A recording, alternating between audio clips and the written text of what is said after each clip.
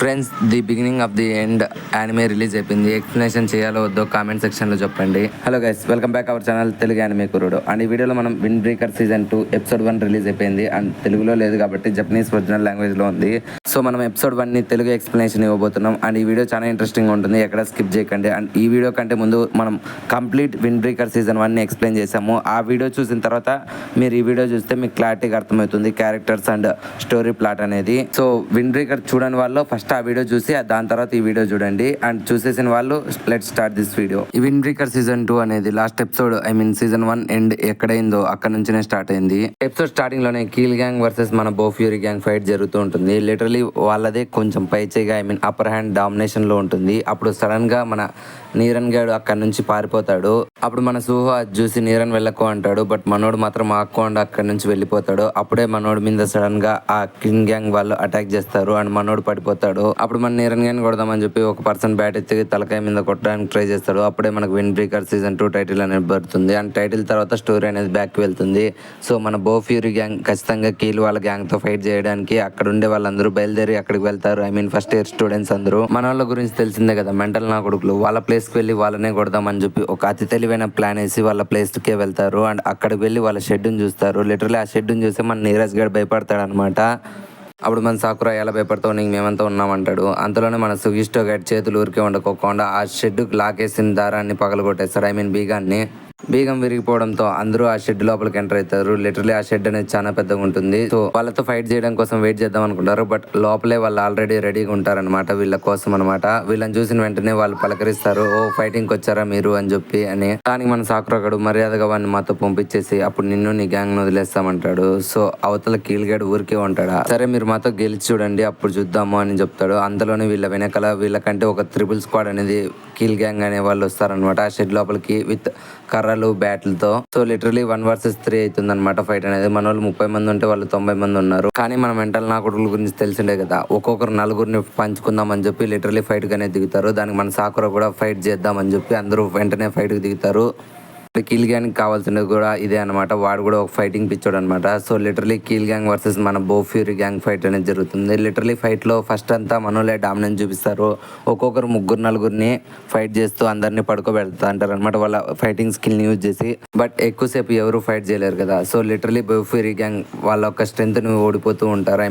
వాళ్ళ జనాలందరూ దెబ్బలు తింటూ స్టార్ట్ అవుతారు. అంతలోనే ఈ ఫైట్ ని ఎలాగైనా ఎండ్ చేయాలని చెప్పి ఇప్పుడు మన సాకురా ఇంకా అంజన్ వాళ్ళకి అడ్డుగా ఉన్న కీల్ గ్యాంగ్ ని రిమూవ్ చేయమని చెప్పి బోఫ్యూరీ గ్యాంగ్ తో చెప్పడంతో వాళ్ళు వీళ్ళని అడ్డు రిమూవ్ చేస్తూ ఉండగా వాళ్ళు ఫాస్ట్ గా వెళ్ళి ఆ కీల్ మీద అండ్ తన గ్యాంగ్ మీద అటాక్ చేద్దాం అనుకుంటాడు. బట్ వెంటనే మన సాకురా కింద మెట్రికల మీదే ఫైట్ చేస్తూ ఉండగా మనోడు ఫాస్ట్ గా వెళ్ళి కీల్ ని అటాక్ చేద్దామని వెళ్తాడు. బట్ వాడు ఒకటే దెబ్బతో మన అంజన్ గారిని ముక్కు మీద తన్నడంతో మనోడు దొర్లుకుంటా కిందికి వచ్చి పడతాడు. కీల్ గాడు తన టీమ్ లోని 4 స్ట్రాంగెస్ట్ పర్సన్స్ ని మన బోఫ్యూరీ గ్యాంగ్ లో ఉండే 4 స్ట్రాంగెస్ట్ పర్సన్స్ తో ఫైట్ చేయమని చెప్పి వాళ్ళ మీదకి వదులుతాడు. సో బోఫ్యూరీ గ్యాంగ్ లో ఉండే 4 స్ట్రాంగెస్ట్ పర్సన్స్ వాళ్ళతో ఫైట్ చేయడంలో బిజీ అయిపోతుంటే మిగిలిన గ్యాంగ్ అందరూ కలిసి మన బోఫ్యూరీ గ్యాంగ్ ని కొడుతూ ఉంటారు. అండ్ అందులోనే మన సాకురాని అటాక్ చేయడానికి ఒకడు వస్తాడు అనమాట కిల్ గ్యాంగ్ లో వాడు. అండ్ వాడి పేరే కొంగో టకేరు. అండ్ ఇంతకు ముందర మనం కిల్ గేడ్ ప్లాన్ వేసినట్లే 4 vs 4 కాస్తా ఇప్పుడు 5 vs 5 అవుతుంది అనమాట. అండ్ ఈ కొంగో టకేరుతో పాటు ఇంకొకడు షియు అండ్ మొగోమో టైషి అండ్ కాగారెంజి ఫైనలీ టాన్ హన్స్కి అనమాట. అండ్ ఈ దొంగన టకేరి గాడు వెనక నుంచి వెంటనే మన సాకురా గడ్ మీద అటాక్ చేయడంతో మనోడు చూసుకోడు. అండ్ వీడి బ్యాట్ తో మనోడు తలక మీద ఒక్కటి ఇస్తాడు అనమాట. బ్లడ్ మాత్రం కారిపోతుంటుంది. బట్ మనోడికి మాత్రం భయం తప్ప కోపం మాత్రం రెండింతలు పెరిగింది. ఎందుకంటే తన టీం అంతా తన కళ్ళ ముందరే దెబ్బలు తింటూ ఉంటారు. లిటరలీ వాడు కీల్ గాని ఏం చేయలేకపోతున్నందుకు మనోడు కోపంగా ఉంటాడు. బట్ మనోడు మాత్రం ఏం చేయలేని పరిస్థితి. లిటరలీ 1 vs 2 ఫైట్ చేస్తూ ఉంటాడు. మన నీరుగాడు ఫస్ట్ టైం భయపడకుండా ధైర్యంగా తన టీం కి ఎలాగైనా వాడు హెల్ప్ చేయాలని చెప్పి భయపడకుండా వెళ్ళి ఆ కీల్ గాని టీం పర్సన్ ఒకరిని అటాక్ చేద్దామని పరిగెత్తాడు. అండ్ మనం ఫస్ట్ చూసిన సీన్ ఇదే అనమాట. మనోడు భయపడి పరిగెత్తాడా వాళ్ళని అటాక్ చేద్దామని చెప్పి వాడిని అటాక్ చేద్దామని వెళ్తాడు. బట్ మనోడు అటాక్ చేయడు కానీ వాడే వీడిని కుక్కను కొట్టినట్లు కొడతాడు. అండ్ బదులుగా మన కీర్గాని కొట్టడానికి 4 వస్తారనమాట. ఇంతలో ఒకడు బ్యాట్ తీసుకొని మనోడిని తలకాయ మీద కొట్టడానికి రెడీ అవుతాడు. అది చూసిన మన సాకురా గాడు కోపంతో గట్టిగా ఒక అరుపరుస్తాడు. అంతలోనే మన నీరుగాని కొడదాం అనుకునే వ్యక్తి గాలిలో ఎగిరిపోయి పడతాడు అనమాట. లిటరలీ ఆ కీల్ గాడ్ గ్యాంగ్ అంతా షాక్ అవుతారు. అసలు ఎవడు వీడిని ఒక్క దెబ్బతో అంత దూరం ఎగిరిపడేటట్లు కొట్టాడని చెప్పి 5 మంది షాక్ అవుతారు. అండ్ మన బోఫ్యూరీ గ్యాంగ్ కూడా షాక్ అవుతారు. అసలు ఎవరు వచ్చారని చెప్పి అప్పుడే మనకు తెలుస్తుంది వచ్చిందల్లా టప్పవుడు కాదు, by fury second year student అయిన రెన్ కాజీ అండ్ అతనితో పాటు వచ్చిన వాళ్ళు ఎన్ముటో అండ్ కుషిమి వాళ్ళని చూసి మన నీరజ్ గారు షాక్ అవుతాడా అండ్ వీళ్ళు ఎలా వచ్చారు ఇక్కడికి అని చెప్పి అప్పుడు ఎన్మోటో అంటాడు అనమాట, మన వాళ్ళని దారుణంగా కొట్టాడు, సో నువ్వు ఎలాగైనా వీళ్ళందరినీ కుక్కను కొట్టినట్లు కొట్టాలని చెప్తాడు. దానితోనే మనోడు పిచ్చి లేస్తుంది అనమాట. మన కాజీ గురించి కీల్గాడికి పూర్తిగా తెలుసు అనమాట. మనోడు ఎంత మెంటల్ నా కొడుకో, ఒక్కసారి ఫైట్ లో దిగాడంటే లిటరలీ తన ముందర ఎంతమంది ఉన్నారనేది పట్టించుకోడు. అండ్ తన ఫైటింగ్ స్కిల్ తో నలుగురిని కాదు 10 మందినైనా ఒకటేసారి హ్యాండిల్ చేసే సత్తా ఉంది అని కీల్గాడికి తెలుసు. అంజన్ అలా దెబ్బలతో పడి ఉండడం చూసి మనోడికి పిచ్చి లేస్తుంది. లిటరలీ కోపం అనేది 100 రెట్లు పెరుగుతుంది. అండ్ ఆ కోపాన్ని చూస్తే మన కీల్గాడి గ్యాంగ్ అంతా భయపడి పరిగెత్తామని రెడీగా ఉంటారు, ఎప్పుడెప్పుడు వదిలితే అప్పుడు అన్నట్లు. అప్పుడు మన కాజీ గారు చెప్తారనమాట, బై ఫ్యూరీ గ్యాంగ్ జనాలకి ఒక ప్రొటెక్టివ్ షీల్డ్ లాంటి వాళ్ళు, మాకు అందరూ ఫ్రెండ్స్ అనమాట. అంతలోనూ శత్రువులైనా సరే ఒక్కసారి మేము ఫ్రెండ్ అనుకుంటే వాళ్ళ కోసం మేము ఏదైనా చేస్తాం, మేము వాళ్ళని కాపాడడం కోసమే ఉన్నాము అండ్ మా పేరే బై ఫ్యూరీ అని చెప్తాడు. అండ్ అది విని మన షాకురా కూడా షాక్ అవుతాడు అనమాట. అప్పుడు మన కీల్గాడు చెప్తాడు, సరేలే నువ్వు విని మీ ఫ్రెండ్ని తీసుకొని వెళ్ళిపో, నీకు మేము అడ్డు రాము, సో గొడవ ఆపేసే అంటాడు. దానికి మన ఓడు ఒప్పుకోడు అనమాట. అప్పుడు కీల్గాడు చెప్తాడు అనమాట, వెళ్ళి వాళ్ళని అటాక్ చేయండి అంటారు. బట్ ఎవరికి ధైర్యం ఉండదు. అప్పుడు కీల్గాడు కొట్టినని చూపించి, మీరు కానీ ఇప్పుడు వాళ్ళని అటాక్ చేయకుంటే వాళ్ళు వెళ్ళిపోయిన తర్వాత నేను మిమ్మల్ని ఇలా కుక్కను కొట్టినట్లు కొడతానంటారు. సో భయంతో వాళ్ళని మీద అటాక్ చేయడానికి అందరూ వెళ్తారు. బట్ మన వాళ్ళకి అది తెలిసిందే కదా, ఒక్కొక్కడు నలుగురిని ఒకటే దెబ్బకు పడుకోబెడతా అంటారు అనమాట. ఎన్ముటో అండ్ కుషిమి అండ్ వీళ్ళే ఎంతలా ఫైట్ చేస్తున్నారంటే ఇంకా మన కాజీ గురించి చెప్పక్కర్లని పని లేదు. మనోడు డైరెక్ట్ గా కీల్తోనే ఫైట్ చేద్దామని చెప్పి రెడీ అవుతారు. అండ్ అంతలోనే మన నీరజ్ గారిని కుషిమి బయట వదిలేసి నువ్వు ఇక్కడే జాగ్రత్తగా ఉండు అంటాడు. దానికి మన నీరజ్ గారు నేను హెల్ప్ చేయనందుకు సారీ అని చెప్తాడు. దానికి ఏం అవసరం లేదని చెప్పి లోపలికి వెళ్ళి మనోళ్ళు వాళ్ళని కుక్కను కొట్టినట్లు కొడుతూ ఉంటారు.